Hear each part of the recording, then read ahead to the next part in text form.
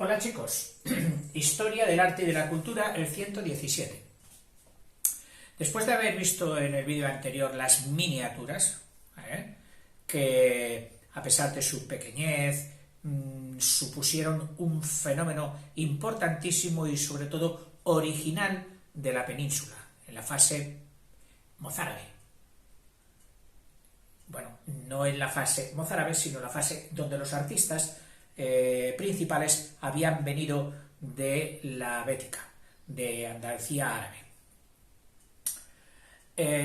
Ahora viene la pintura propiamente dicha, es decir, ya no la minia, por mínima, aunque sabemos que no viene de mínima, sino de minio, viene la pintura propiamente dicha. Recordemos que dentro de la pintura un motivo fundamental es la figura humana. La figura humana, los bizantinos sí que la habían aceptado. Lo que no aceptaron fue la escultura, es decir, el relieve. Pero la figura humana sí. Y por lo tanto, esta pintura que vamos a estudiar ahora contará con ese foco de influencia. Lo que nos vino un poco mal fue que en la religión musulmana no solo estaba prohibida la escultura, es decir, el volumen, sino también la pintura de la figura humana, la representación de cualquier figura humana. Y entonces los artistas mozárabes que huían del Islam y se pasaban a los reinos cristianos y producían allí sus obras, y las produjeron en las miniaturas, y luego las producirían también en la arquitectura, con un valor incalculable, no aportaron su técnica, su saber, pintando las figuras, que habría sido seguramente espectacular, porque eran muy buenos artistas y muy buenos artesanos, y habrían producido maravillas, pero no pudimos contar con ellos. No tenían la experiencia de la pintura, del dibujo de la figura humana. Bueno, después de esta reflexión mía, leo el contenido de nuestra querida María Comas. La pintura románica mural y sobre tablas. Es decir, la pintura románica se expresó en cuanto al soporte donde se pintaba, en los muros, es decir, mural, sobre muros y sobre tablas. Sobre tablas, que era lo más al alcance de la mano de entonces. Las telas, los lienzos que se hacen hoy, no habían llegado a ese grado de perfección del tejido, ni del iba a decir el engrudo, ni de la pasta con la que se imprenta el lienzo para recibir luego a la pintura. Ni se había perfeccionado el óleo, es decir, la pintura al óleo. Tenía que contar con otras pinturas, por supuesto todas sacadas de productos naturales, todas de pigmentos naturales. El minio mismo era, de esa manera, bajo ese aspecto, un pigmento natural. Dice, además de la miniatura, la pintura románica tiene dos manifestaciones, la mural y la pintura sobre tablas. La primera decora, lienzos, pero la palabra lienzos aquí no significa telas. La palabra lienzo significa espacios rectangulares, espacios, etcétera, en fin, espacios ovalados, espacios en almendra, que también se daban, espacios en semicírculo, muchos, porque pues encajaban con las formas del arco de medio punto románico. Entonces un espacio, aquí, de espacios de triángulos circulares, las pechinas que soportaban las cúpulas y los cruceros, también, en fin, todos estos serían lienzos diferentes. Entonces, en el mural dice, la primera decora lienzos de muro, que eran tramos de bóvedas o cúpulas, y especialmente los ábsides de las iglesias. El ábside, al final de la cruz latina de una iglesia, el ábside, que a veces si tenía 3 naves, pues tendría 3 ábsides, etc. Absidiolas. Pues en los ábsides, que lógicamente absorben la mirada frontal de los fieles, era donde los pintores ponían sus principales obras. Luego tendrían capillas laterales, cada una con su santo, cada una con su cofradía, cada una con su gremio, que pagarían también bien por hacer ahí pinturas de clase. Recordemos que la iglesia, la religión, absorbía y conducía todas las expresiones artísticas, y no solo artísticas, sino de la vida normal, hasta la sopa, y hasta el bañarse o el comer, todo estaba impregnado de religión. La segunda, es decir, la de las tablas, adorna mesas de altar, principalmente frontales. Es decir, sí, el altar es rectangular, aquí con la piedra especial donde se coloca el cáliz y todo eso, que es el ara, que prácticamente es lo más importante. Todo esto es acompañamiento del ara. Bueno, pues en los frontales del altar también aprovechaban para decorar. Y ahí ya no había piedras, ahí ponían pues tablazón, cortadas como se cortaban entonces con trozador, sacaban tablas planas, los carpinteros sabían muy bien cómo sacarlas de maderas nobles, cuyo secado a veces había tardado 9-10 años. Yo he pasado por los pueblos y me he encontrado con algunos paisanos haciendo una tabla de un tronco de castaño. Dice, ha estado 10 años bajo paja. Los metían entre paja para secarlos. Hoy se hace todo con secaderos artificiales. Pero bueno, y entonces hacían tablas. Esas tablas, si lograban sacarlas con determinada anchura, eran de un valor impresionante. Son muy cotizados los muebles de madera noble que poseen estas tablas. Estas tablas no solo se empleaban para mesas, se empleaban para frontis, etc. Los paisanos utilizaban estas tablas pues para sus balconadas y sus separaciones entre habitación y habitación. A mí me encantan las maderas viejas, me encanta trabajarlas. Tienen un corazón increíble. Las trabajas y parece que estás contactando con la historia, con la esencia de muchas personas que trabajaron para tener esa tabla, para hacer esa tabla. Es de las cosas que más me gusta, trabajar con la madera antigua. Bueno, seguimos, dejemos nuestros gustos y vamos al grano. Dice, la segunda adorna mesas de altar, principalmente frontales o antipendios. Este frontal se llamaba antipendios, que no significan más que antipendios, pedes era el pie. Es decir, para que los pies no... como defensa contra los pies que andan por esa zona. Esos serán los antipendios, o frontales de los altares. Antipendios, que será una palabra común que se podrá aplicar a otro tipo de muebles o de estructuras.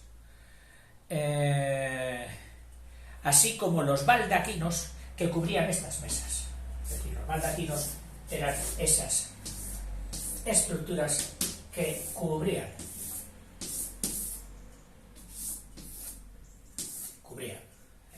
espacio alto, el baldaquino. El baldaquino solía tener adornos, a veces también hay baldaquinos súper famosos, que sé yo, los de las columnas salomónicas de San Pedro del Vaticano y otras iglesias, y aquí con configuraciones esféricas o semiesféricas, vamos, impresionantes, baldaquinos de todo tipo. Ahí también estuvo la pintura, la decoración pictórica, que cubrían estas mesas.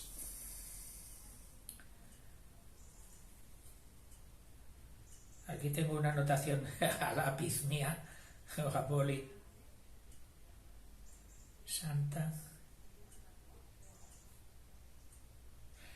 Pues no sé lo que he puesto, así que lo siento, paso. Dice, la pintura mural, completamente supeditada a la arquitectura, lógicamente la mural de los muros de las edificaciones grandes de la arquitectura, revela un fuerte influjo de los mosaicos bizantinos. Sí. Mosaicos, acuérdate, hechos por aquellas piececitas pequeñas de colores, de cerámica, que se llaman las teselas, y hacían aquellos mosaicos, que también fueron famosísimos e importantes en la decoración romana de Occidente. Ahí están todos los de Pompeya y muchísimos por toda la antigua el Imperio Romano, tanto de Occidente. Pero bueno, recuerda o coge modelo de los mosaicos bizantinos. Y tanto su iconografía, icono significa imagen, es decir, la forma y la composición de sus imágenes, como su técnica y colorido, se ajustan a patrones y normas fijas, seguidos unánimemente en todos los países comprendidos dentro del área geográfica del románico. Es decir, donde se dio el románico, las pinturas de este tipo eran prácticamente iguales, las mismas. La figura humana se reduce a un esquema o estilización de ejecución fácil. Es decir, uno de los dibujos fáciles que podrías hacer tú, si te gusta reproducir dibujos a mano, sería una figura de este tipo, de esta época, porque no son difíciles de hacer. Tienen unos trazos muy fáciles de comprender y de realizar. ¿Por qué? Porque son poco naturalistas, son poco realistas. Porque obedecen a un esquema. Es como cuando a una niña le regalan un juego de vestiditos de muñeca o de esos de papel, ¿no? Y todos van sobre la misma niña. Se dobla y se van poniendo tal. Bueno, pues ese esquema de la persona era muy fácil de hacer aquí en estas figuras humanas. Dice estilización de ejecución fácil, ya te lo he dicho, algo rígida, sí, muy plantadas ellas, algo rígida, o hierática. Hierática, que me parece que significaba propia de reyes, majestades, hierática, pero majestuosa, ya lo dice. Ingenua, es decir, un rostro dulce, un rostro que no está expresando sentimientos ocultos, profundos, de picardía, de esto, de lo otro, no, ingenua. Y expresiva, también expresiva, o sea, no carente de expresión ingenua, sí, pero expresión. Cuando pintaban a Judas, también sabían darle su expresión un poquito malévola, eso sí. Sin embargo, dentro de esta uniformidad va abriéndose paso una tendencia naturalista. Es decir, empieza siendo todo muy uniforme, copiando patrones, pero los artistas cada vez quieren aportar algo nuevo. ¿Y qué va a ser eso? Lo que faltaba. El hieratismo no era natural, la rigidez tampoco era natural, y entonces ellos van avanzando en contra de esas primeras características hacia un mayor naturalismo. Decimos, oye, pintar del natural. Sí, tal cual está. No te muevas, que te has cambiado de postura, que te estoy pintando al natural. sea, no te estoy pintándote a ti con una figura preconcebida, de pie, solo con una postura, que estés guapo. No, no, no. Te estoy pintando al natural, tal como estás en ese momento. Sigo. Que pugna por romper pues, los convencionalismos, las normas que se habían seguido toda la vida. El tema principal de la figura, por supuesto, y ahora pasamos ya a la temática, es el creador o Cristo Pantocrator. Pantocrator, que significa todo poder. Krator es poder, y Panto es todo. El Dios todopoderoso, que ocupa el lugar preferente, siempre. Ejemplo, como la bóveda del ábside, la bóveda del ábside, no tenías, sí, aquí en la bóveda del ábside, ahí el Pantocrator. Como la entrada de las iglesias en el abocinado, aunque esto luego sería más bien del gótico, en el románico no había tanto Pantocrator, me parece, no querría meter la pata, pero me suena más que es del gótico. Sigo. Que ocupa lugar preferente, como la bóveda del ábside, encerrado dentro de una aureola apuntada, o sea, el Cristo Pantocrator, el Dios Pantocrator, encerrado en una aureola, que sabes que es el contorno que brilla, que resalta la figura, de una aureola apuntada o circular. Apuntada en forma de uso o circular.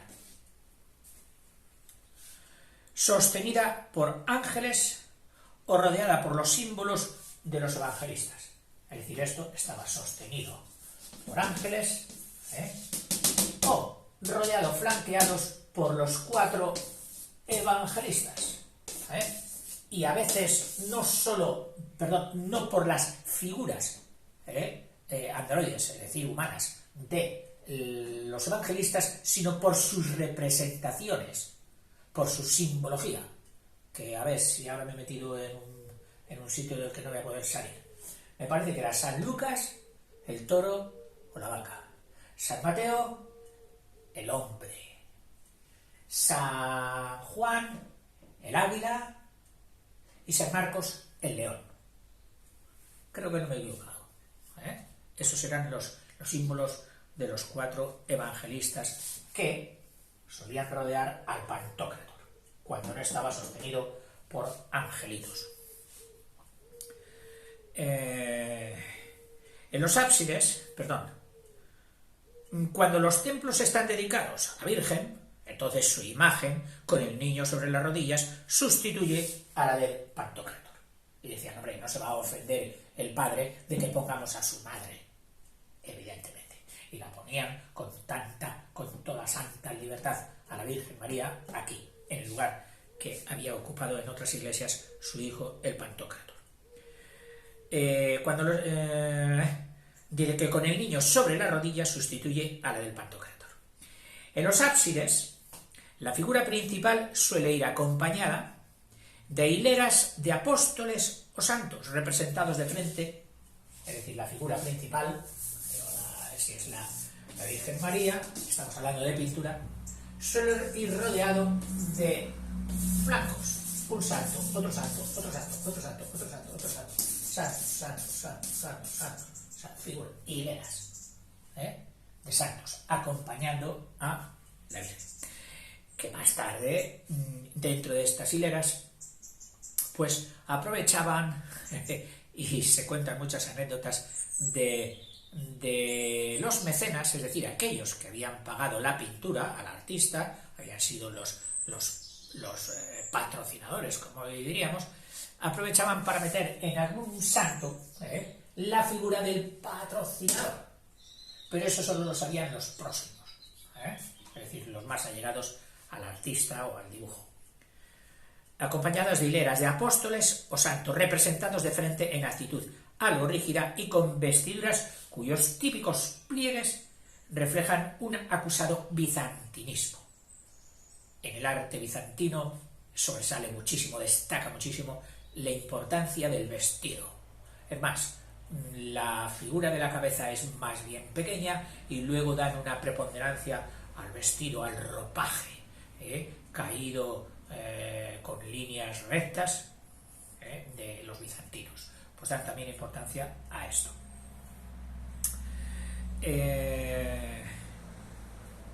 Los temas narrativos, es decir, si había algún tema que narrase algo, haciendo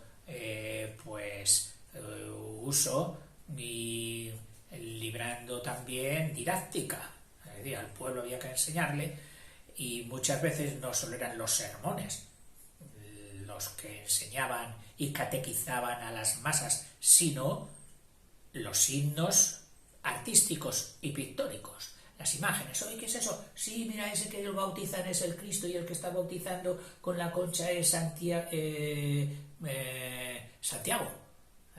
Santiago, no, San Juan. San Juan Bautista. Iba a decir San Juan Evangelista, no. San Juan Bautista. Bautista significa el bautizador, el que y arriba los cielos abiertos con el Dios omnipotente diciendo: este es mi hijo muy bien amado en quien me complazco, cosas. Y todo esto se expresaba con dibujos, con pinturas, y ayudaba a catequizar. En la iglesia, en el sitio sagrado, se aprovechaba para que todo indujera a la instrucción catequética. A veces había otros temas, otros principios que no eran de instrucción catequética, sino solo de exaltación de una persona o de tal obispo o de tal otro, pero bueno, normalmente todo lo narrativo era para instrucción catequética. Y los libros, o los libros más elegidos para narrar al público, pues eran el Génesis, porque da mucho de sí con el tema de la creación, el tema del pecado original, del paraíso, todo esto pues da muchísimas tablas. Y el Apocalipsis, por lo que tiene de esotérico, y los 4 jinetes y los caballos y la serpiente y aquello también imponía, gustaba. En todas las sociedades antiguas lo misterioso ha sido preponderante. ¿Por qué? Porque la falta de conocimiento todavía científico, la no explicación de los fenómenos naturales induce al misterio. Todo aquello que no conocemos es un misterio. Pues mira, eso es misterio, ya lo conoce. Se ha descubierto que esto era por esto y esto era por lo otro. Y así han ido cayendo y seguirán cayendo muchas de las cosas que hoy todavía se consideran como misterios, aunque ya no las rodeamos por la experiencia de que se han ido derrumbando casi todos los misterios, no los rodeamos de ese halo de irracionalidad, sino que decimos: oye, pues modestamente no conocemos todavía esta onda, esta influencia, la radioestesia, no sé qué, pero sabemos que llevamos camino de conocerlo. Un grupo, no solo el Génesis y el Apocalipsis, sino también leyendas y vidas de los santos. Muy típica la leyenda y la vida de los santos de San Martín de Tours, uno de los santos que gozó de más devoción en el románico, y que tiene dedicadas muchísimas iglesias, de las más bonitas la de San Martín de Fromista. Bueno, pues era típico en este santo dibujarle, pintarle partiendo su capa con la espada desde su caballo, partiendo la espada, y a los pies del caballo estaba el humilde y desvalido mendigo al que él iba a abrigar con su mitad de capa de centurión romano. Gesto noble, hidalgo, caballeroso, misericordioso, que encendía a las multitudes de la Edad Media. Un grupo muy notable, y ahora nos da algunos puntos de la geografía de España donde hay muestras pictóricas. Dice: un grupo muy notable de pinturas románicas está formado por los frescos frescos significa pintados directamente sobre la pared, de iglesias, localizadas casi todas, muchas de ellas, en pequeños pueblos pirenaicos muy pequeñitos, como las de Pedret, el pueblo de Pedret, San Pedro de la Seu d'Urgell, San Martín de Fenollar, San Clemente y Santa María de Taúl, muy importante este último, etc. Todas ellas del siglo XII. La mayoría de estas interesantísimas pinturas han podido ser arrancadas. ¿Qué dice? ¿Han sido arrancadas de la pared? ¿Cómo?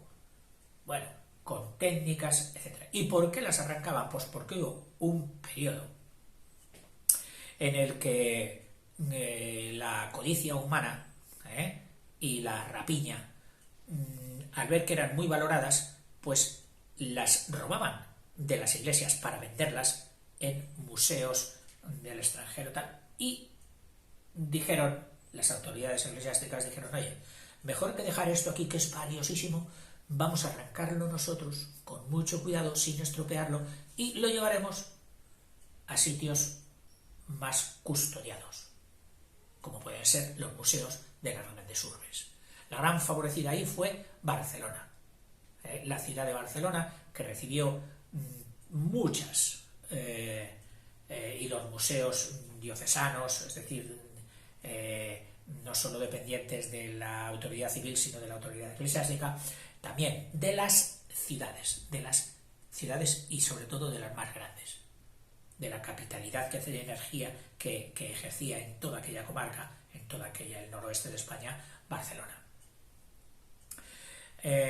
Dice, han podido ser arrancadas, cosa que hoy no se ve bien. Hoy ya parece que la gente opta porque se dote a esas iglesias de suficientes medios técnicos de alarma, antirrobo, pero que permanezcan allí, lo cual no es fácil tampoco, porque ya sabemos hasta dónde pueden llegar los cacos, y se han trasladado y reconstruido luego, porque claro, no se arrancarían en una sola pieza, se arrancarían por partes, en el museo, dice, en el Museo de Arte de Barcelona, donde constituyen un magnífico conjunto excepcional y único en el mundo. Es decir, si quieres ver pintura románica, Museo de Barcelona. De todas ellas, las mejores son las que decoraban, ahora ya no, están en el Museo de Barcelona, el ábside de San Clemente de Taúl, en Lérida. Los leridanos a lo mejor no están muy de acuerdo, sobre todo hoy, donde los movimientos autonomistas de cada uno lo suyo, pues han puesto muchas suspicacias en este tipo de capturas, y ha habido y habrá y seguirá habiendo reclamaciones para que determinadas obras de arte vuelvan a su origen, dando lugar a contenciosos que han dado mucha tinta en la prensa. Dice, las cuales, las de San Clemente de Taúl, ese pueblecito de Lérida, pero que están en Barcelona, dice, son una de las obras cumbres de la pintura románica peninsular, de toda la península. Sobresalen también las magníficas pinturas del Panteón de los Reyes, en la iglesia de San Isidoro de León, el Panteón de los Reyes, de fines del siglo XII. Dice, son más naturalistas, es decir, más modernas, más lanzadas y narrativas que las de Taúl, con las que compiten en belleza y valor artístico. Es decir, pueden compararse perfectamente las de San Isidoro de León en belleza y valor artístico con las de San Clemente de Taúl. No, perdón, Santa María. Bueno, San Clemente y Santa María de Taúl. Es decir, que son dos iglesias, San Clemente y Santa María de Taúl. Un pueblecito muy pequeño hoy, y con un arte románico muy bonito, muy pristino, muy primigenio, encantador. sobre todo esas torres altas llenas de arcos de ventanas, muy bonitas. También son muy importantes las pinturas románicas de San Baudilio de Berlanga, en Soria, que desgraciadamente, dice, fueron arrancadas y trasladadas ya no a un museo español, sino a Norteamérica. El poder del dólar, que no solo se llevó pinturas, sino que se llevó también, bueno, no se llevó, compró. La verdad hay que decirla, compró. No fue ni robado, ni ¿cómo se dice? Ni expoliado. No, comprado, pagado con buenos dólares. La gente entonces estaba de acuerdo, pues se hizo. Hoy hemos podido cambiar de opinión, quizás no lo habríamos vendido, y incluso habríamos preferido tenerlo aquí en malas condiciones, como pasa con cantidad de restos arquitectónicos preciosos que los tenemos totalmente descuidados y que seguramente que han recibido pujas y solicitudes de compra, pero no se han aceptado. Esperando mejores tiempos, a ver si las dotaciones de patrimonio para arreglo de estas obras se aumentan en el presupuesto y se pueden llevar a cabo. Pero es que cuestan mucho dinero y es que también hay mucho que arreglar. Mucho que arreglar. Y si tiene mucho que arreglar España, pues fijémonos en Italia. Pues tanto, muchísimo más.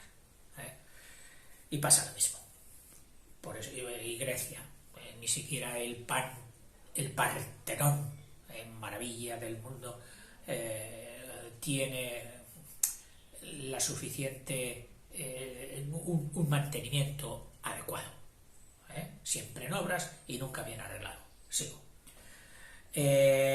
Dice, estas de San Baudilio de Berlanga, Soria, que desgraciadamente fueron arrancadas y trasladadas a Norteamérica, y las de Maderuelo, en Segovia, pueblo de Maderuelo, en Segovia, que están hoy en el Museo del Prado en Madrid.